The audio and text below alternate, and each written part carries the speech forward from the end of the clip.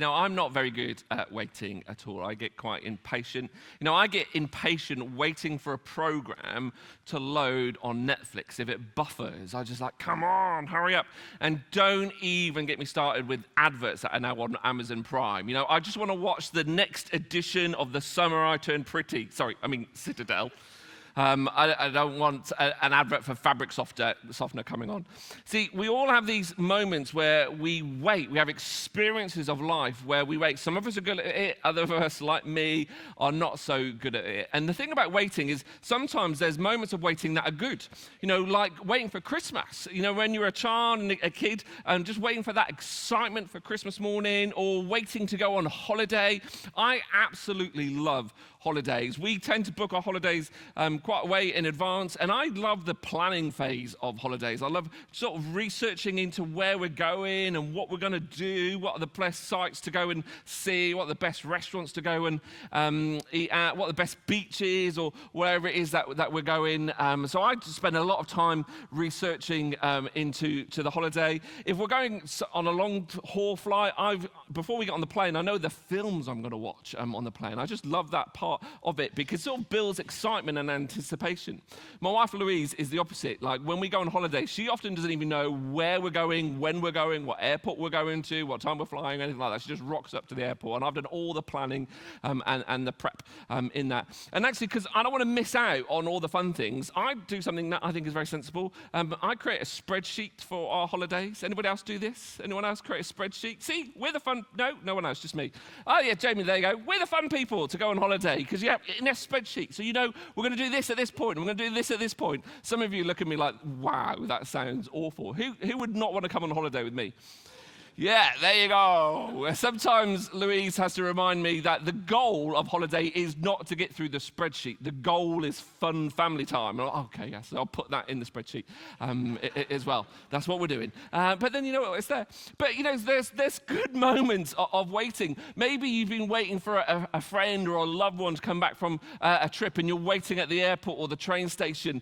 And as you're waiting for them, that sort of it builds anticipation. It builds excitement. It sort of makes the whole experience a little bit better. So waiting can be good, but there's also moments of waiting that are bad. Instead of anticipation, we're filled with apprehension. Maybe it's waiting in the waiting room at a dentist for root canal treatment. I'm sure nobody enjoys that. Or maybe it's waiting for the result of that exam that didn't go well, or waiting for the bill to come in for the damage to the car or the house that is just going to be bad, or it's waiting for that difficult conversation that you have to have with your boss or that family member. There's something going on, and you're not excited about it. You're apprehensive about it, and the more you wait, the worse it gets. It builds up inside you, and with the good waiting, you have those butterflies in your stomach, and it feels good. You're like, oh, this is exciting.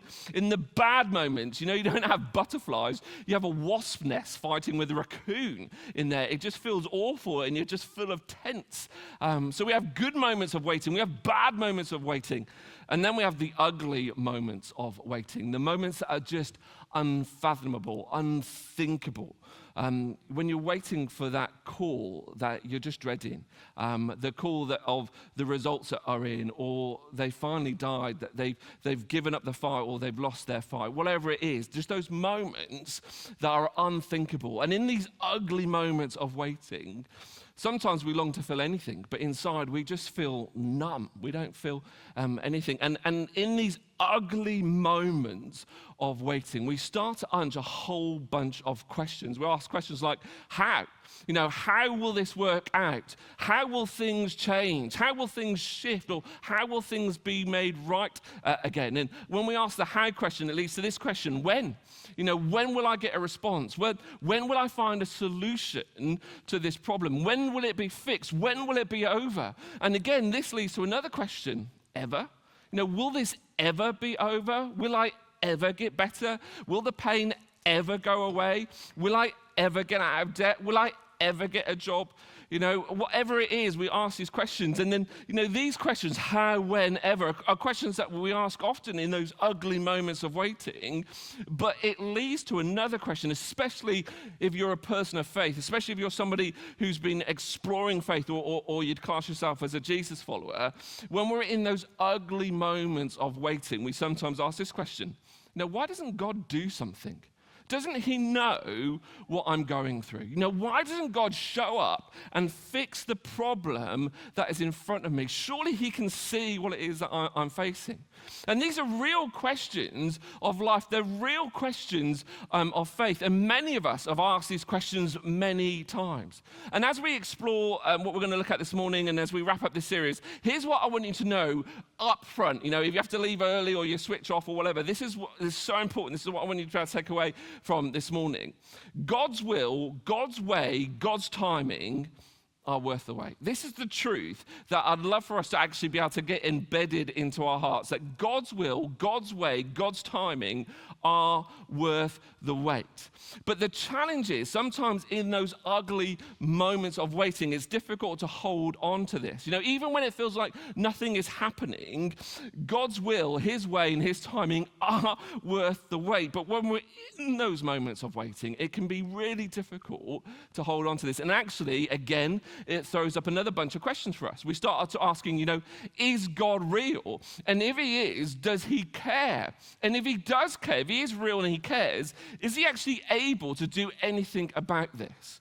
These are real questions. They're not fake questions. They're things that we go through and that we experience as part of life and as part of faith.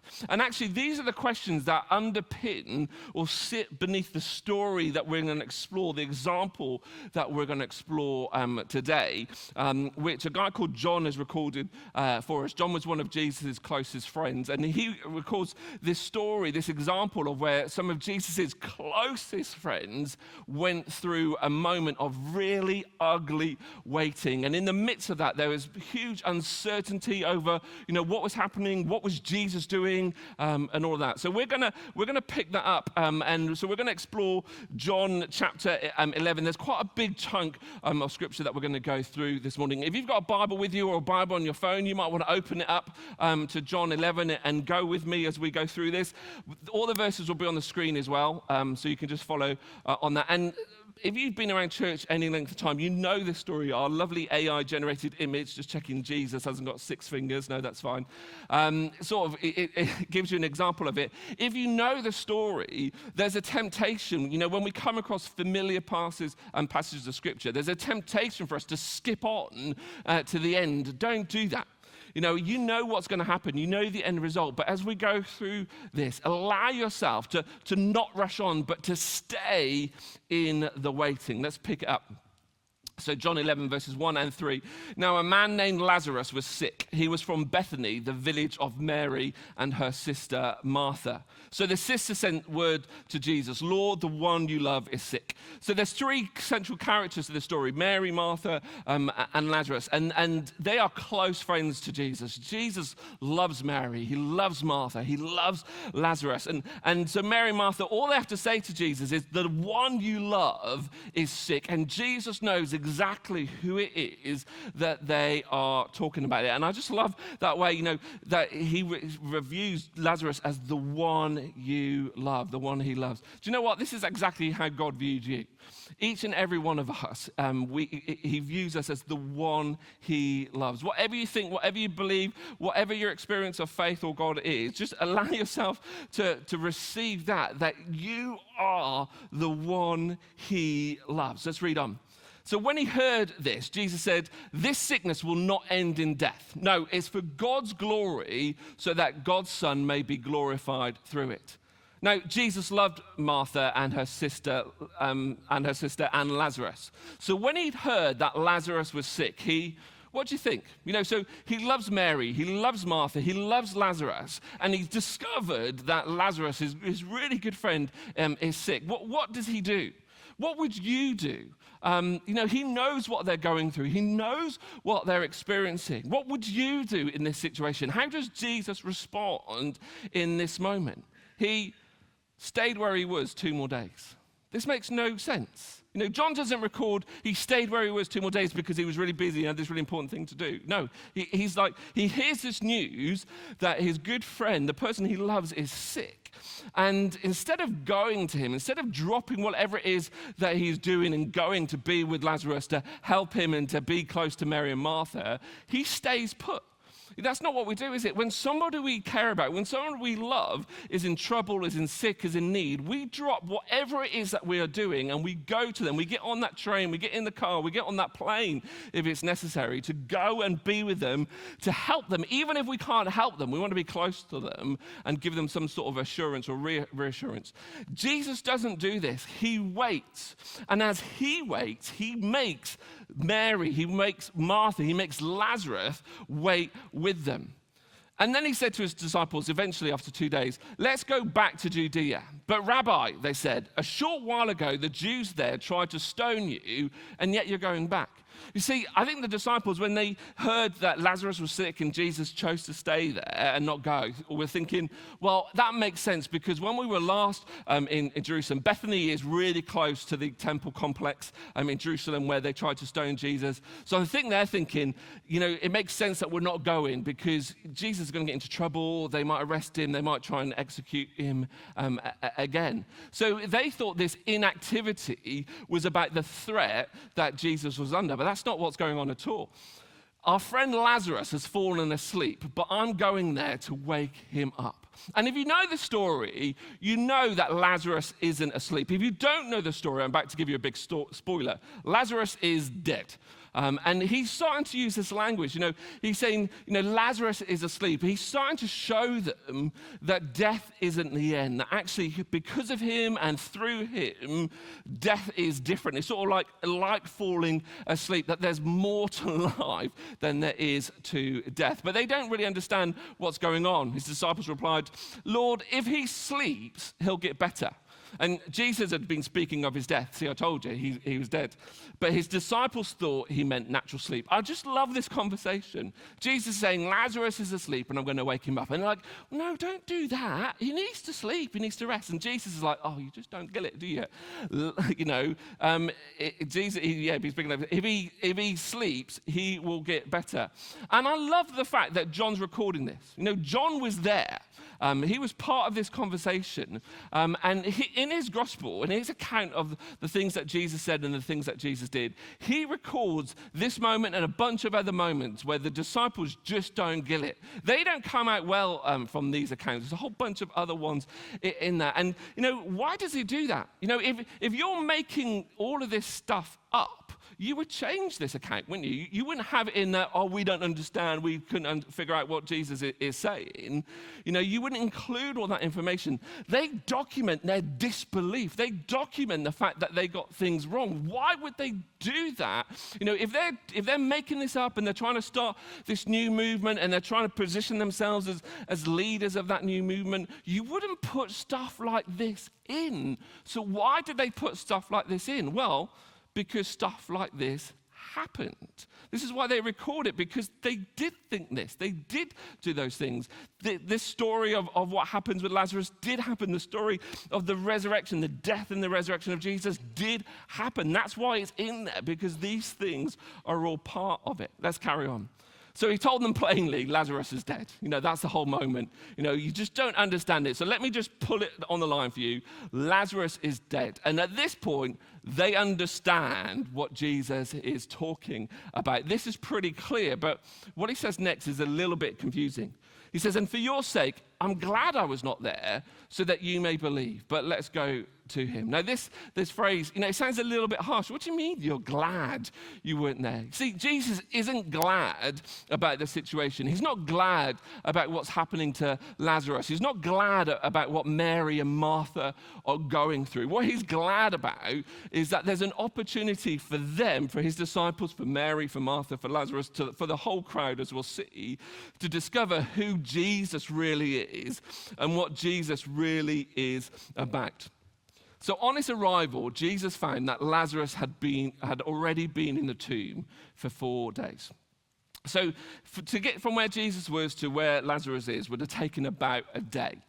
So if Jesus left immediately, as soon as he heard that Lazarus was sick, he still would have arrived too late. Lazarus would have already have died. He would have arrived just as Lazarus had died, just as Lazarus had been placed in the tomb. And I think part of the reason why Jesus waits is because he knows that. I think he knows what's going on, and he also knows that what's about to happen wouldn't have the same impact. If Jesus turns up at the same time as Lazarus had died, what happened wouldn't have been the same. And so he chooses to wait because, something else is going on here. And that waiting was difficult for Mary. It was difficult for Martha. It certainly was difficult for Lazarus. But I think that waiting was difficult for Jesus as well. That he actually had to choose, no, I'm going to stay here. When there must have been a huge part of him, the human side of Jesus, his humanity would wanted to go and be with his close friends. But he chose to wait there as well. And as we read on, he says, when Martha heard that Jesus was coming, she went out to meet him, but Mary stayed at home. Lord, Martha said to Jesus, if you'd been here, my brother would not have died. But I know that even now, God will give you whatever you ask. Jesus said to her, your brother will rise again. Martha answered, I know he will rise again in the resurrection at the last day. You see, there's a lot going on here. Jesus comes and he sort of waits outside of the village. And I think part of that is to give Mary and Martha some space. There's a big crowd at the house who sort of waits there. Martha hears about it. Mary and Martha hear about it. Martha goes to Jesus, but Mary stays behind. And as you read through this encounter, you see she's conflicted. There's some hope in there. She said, if only you'd been here, Jesus, if only you'd been here. She knows that Jesus is able. She knows that if you were here, this wouldn't have happened. And I wonder if the question that she's asking, she knows he's real, she knows he's able. I wonder if the question she's asking is, but do you care? You've allowed this to happen. You could have done something about it, but you haven't. And she has faith. She has faith in the resurrection. This is something that the Jewish people believed. In the last day, they will all rise. But that's like a future hope. That's a eschatological, to use a fancy word, this end time hope. That hope actually isn't a lot of help for Mary in this moment, in this place, as she's grieving the loss of her brother.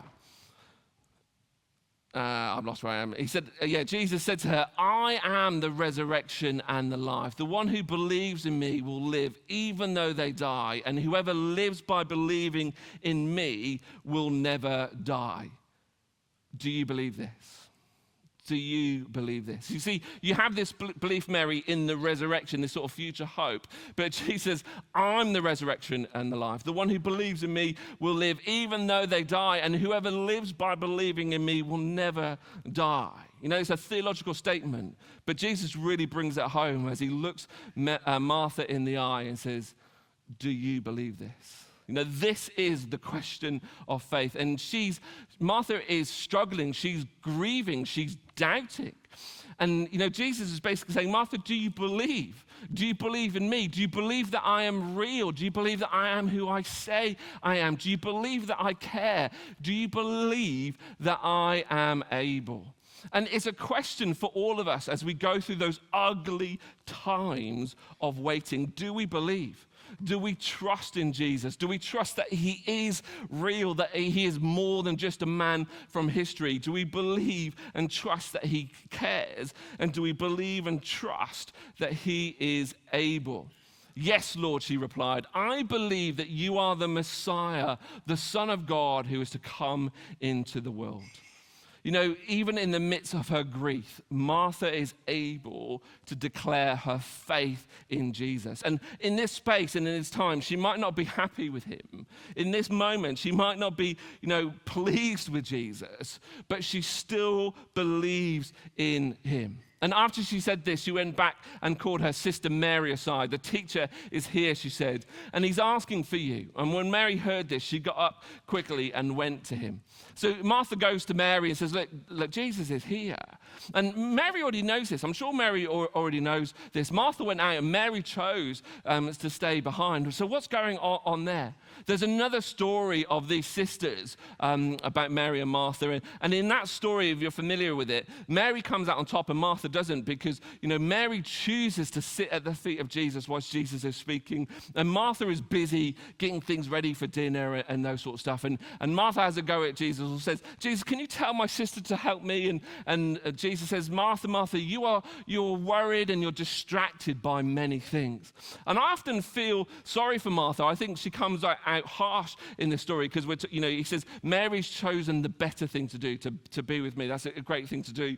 But sometimes I feel like, well, there was work that needed to be done, and Martha can get told off for that, and then we can say, well, we don't need to do all the work. All we need to do is just sit at the feet of Jesus. That's not what's going on in that story. Actually, the better thing is to be close with Jesus. But Jesus is saying, Martha, you're distracted by many things. You need to choose the right thing.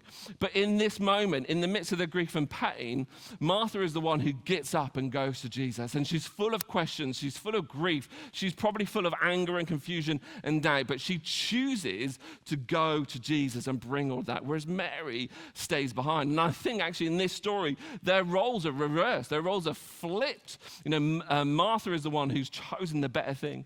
But eventually, Mary gets out, she gets up and she goes, it says, Mary reached the place where Jesus was and she saw him and she fell at his feet. And as she comes close to Jesus, she sees who he is. She's reminded of who he is. And she's full, she's just full of emotion and she falls at his feet and she says the same thing that her sister said. Lord, if you'd been here, my brother would not have died. Says exactly the same thing.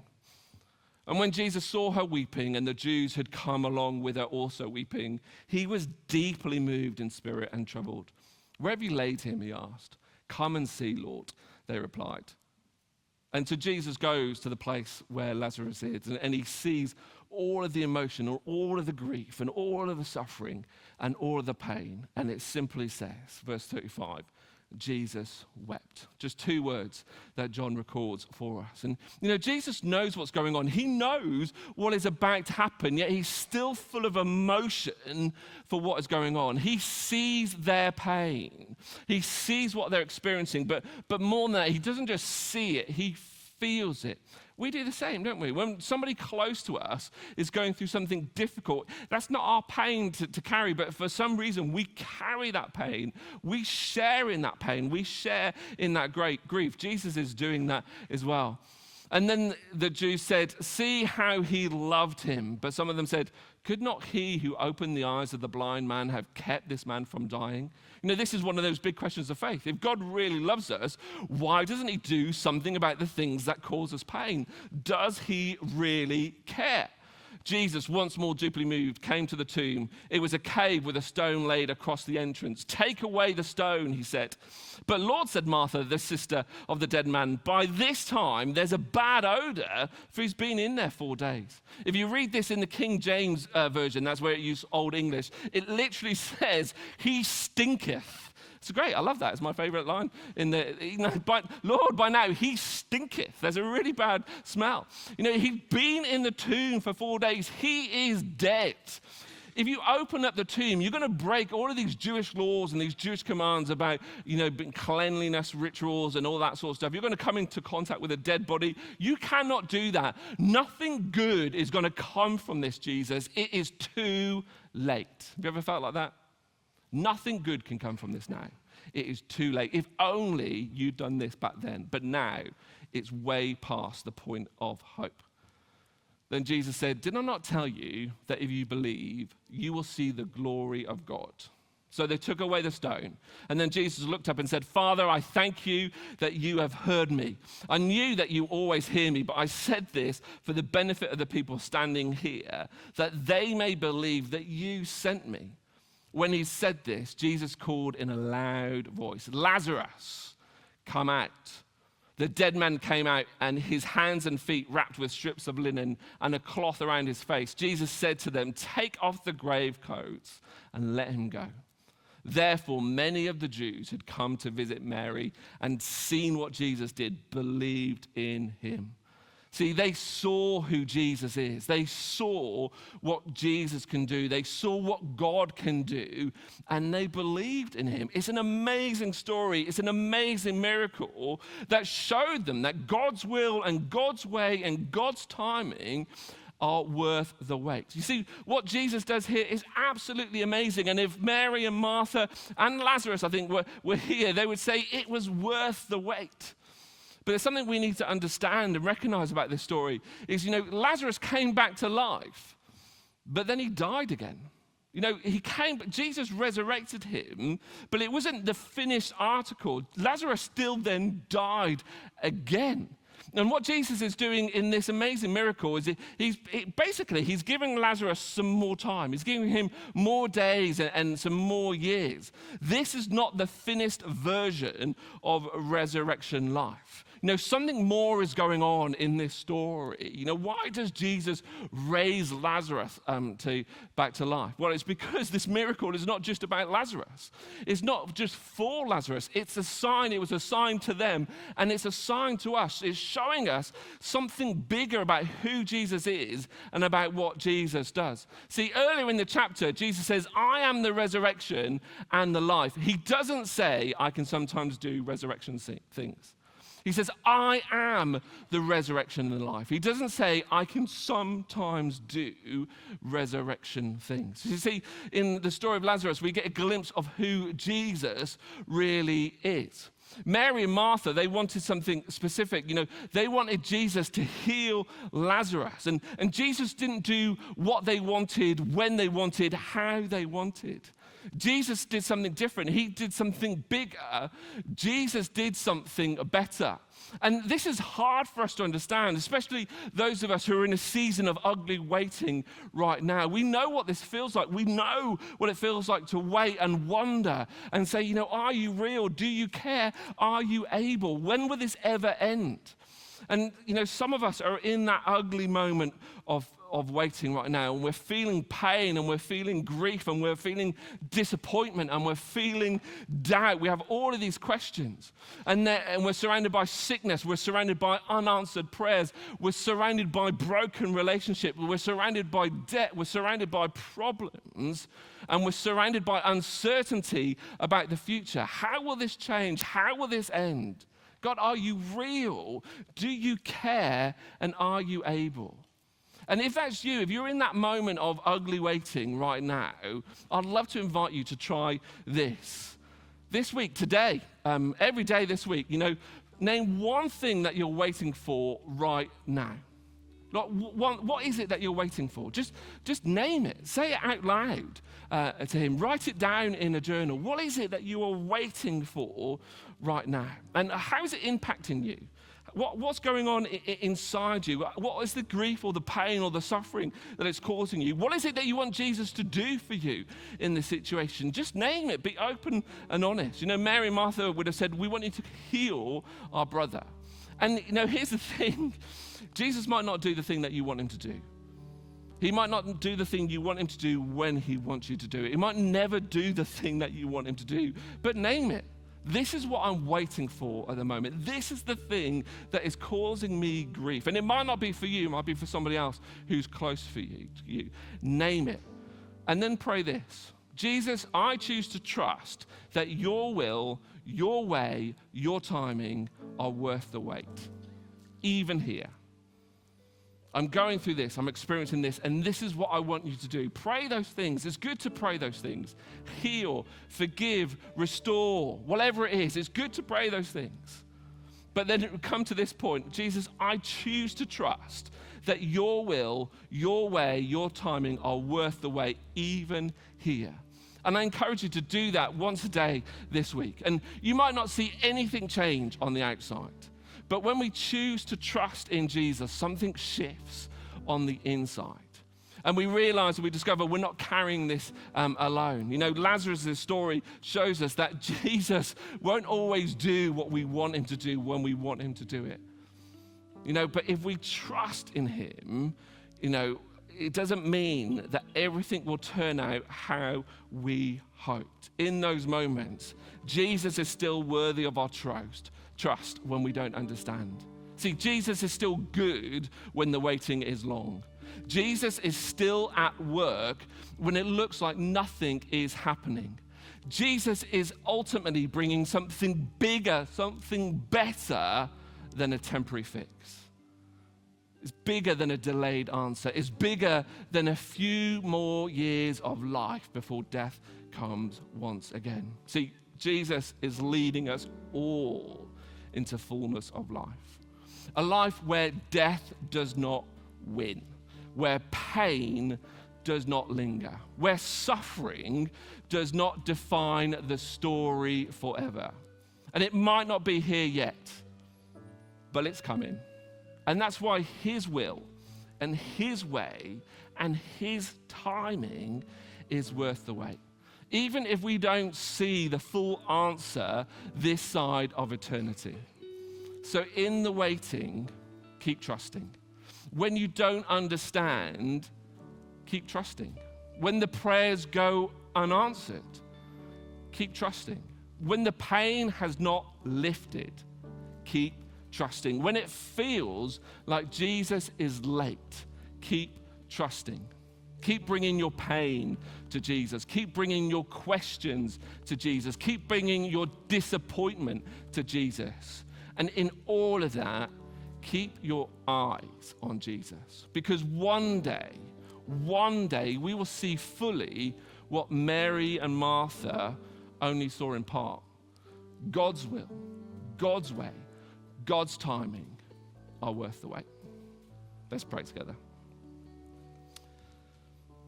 Father God, we acknowledge that there are so many things about life and faith that we don't understand. So many questions that we ask. If only. We believe that you're real. We believe that you care. And we believe that you are able. And many of us have gone through many moments, many experiences of life and faith where it seemed you didn't show up. You didn't do what we wanted, when we wanted it, or how we wanted it. Lord, in that confusion of life and faith, I pray that you'd help us to keep our eyes on you, to keep trusting you, to keep calling out to you, to keep asking you to show up, to be involved, to do the things that we want you to do.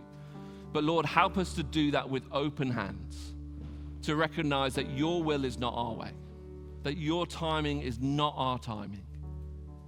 And when we don't understand, help us to trust in the one who does. Be at work in us and through us, I pray. Amen.